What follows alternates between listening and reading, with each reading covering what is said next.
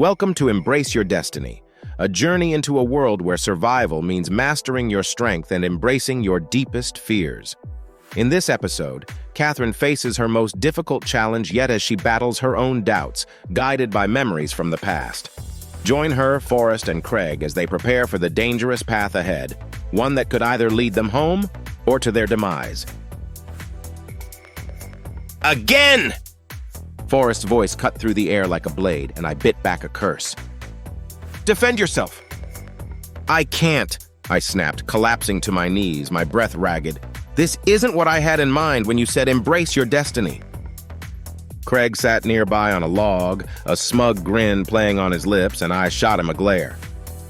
Forrest's shadow loomed over me, his eyes hardened with purpose. You must learn to fight if we are to survive. Pick up the sword and defend yourself. His words carried the weight of a commander, and before I could protest, he charged. Groaning, I pushed myself up from the ground, every muscle aching. The sword was heavy in my hand, a dull, cumbersome weight. Forrest wasn't even using a real weapon, just that damn stick, but he moved like a predator, dodging my clumsy swings with ease. Every time I missed, his stick met my back with a sharp crack, the pain igniting fury in my veins. I screamed, more out of frustration than pain, and flung the sword aside. My patience snapped. I charged at him with bare fists, just like the first time I had attacked him. Craig's laughter echoed, mocking me as my fists connected with Forrest's jaw. For a moment it felt good, satisfying even, until Forrest, with a swift, practiced motion, kicked me hard. My feet left the ground, and I crashed into the dirt. I spat grass and dirt from my mouth, rage burning hotter with each passing second. This isn't some tavern brawl, Forrest growled, his voice cold. Your fists won't save you in real combat. Works just fine for you, I muttered as I struggled to my feet, the soreness spreading across my body. I need a break. You can break when you successfully defend yourself. He tossed the sword at my feet, the blade sinking slightly into the earth. Pick it up. I rolled my eyes, grabbing the sword again. It felt impossibly heavier than before. My arms trembled as I assumed the defensive stance Forrest had drilled into me. I closed my eyes for just a second, trying to silence the chaotic swirl of thoughts in my head. But I couldn't block them out. Forrest moved again, and I sensed him this time, a shift in the air. I twisted out of his reach, opening my eyes as the stick whistled past my head. I was angry. Angry at this place, angry at Forrest and Craig. Angry that we were thrown into this world, fighting for our lives when I didn't even understand what I was. Forrest swung again, and I ducked under the blow, my body moving instinctively. As I spun away, images of Mama Lucy's terrified face, the children's screams, flooded my mind. Another attack, I blocked it. Then suddenly the world shifted. The chaos in my head seemed to slow, and a voice I hadn't heard in years whispered in the stillness. Use your feet, feel the path. My father's voice, soft yet commanding, like it had been when I was a child. The world around you is part of you. Let the air guide your movements, breathe. I blinked, and suddenly everything felt different. I could feel the earth beneath me, the wind against my skin. My senses sharpened. Forrest's steps became louder, his breathing more pronounced, the air around me more alive. Without thinking, I moved. Each step felt deliberate, each motion fluid, as if something unseen was guiding me. My sword met Forrest's stick with a sharp crack, splintering it in half. I pressed forward, my strikes faster, more precise than I ever thought possible. Forrest stumbled, unbalanced, struggling to keep up. Craig rose from his seat, cursing quietly under his breath, but I didn't stop. I couldn't stop. Then suddenly my sword halted, the blade's tip hovering just inches from Forrest's throat. For a moment, the clearing went completely silent.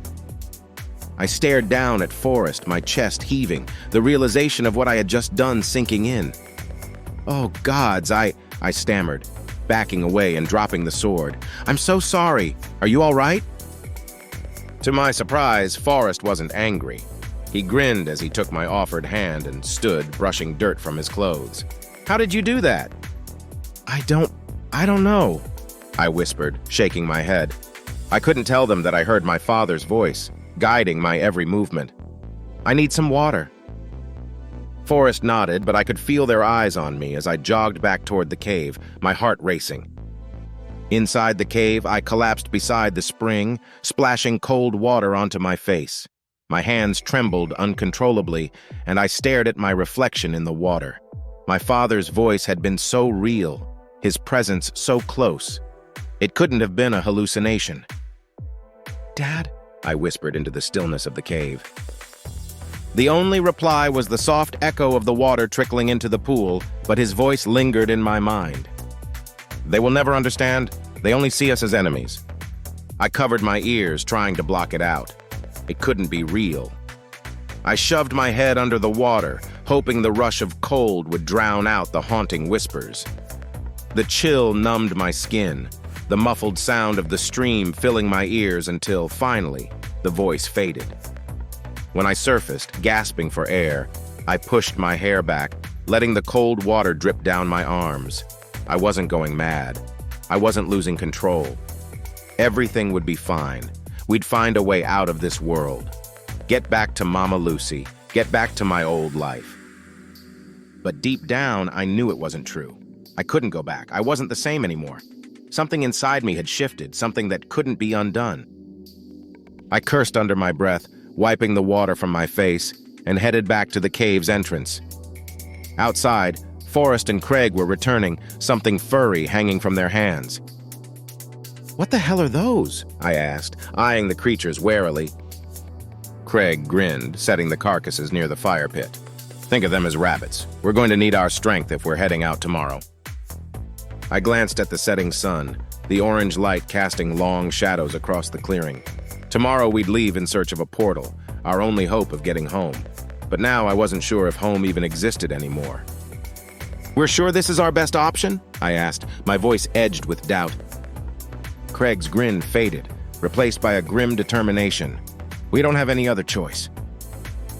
I stared into the fire as Forrest kindled the flames, the warmth doing little to ease the cold knot of fear in my stomach. Thank you for joining us on this intense chapter of Embrace Your Destiny. The stakes are rising, and the path ahead is uncertain.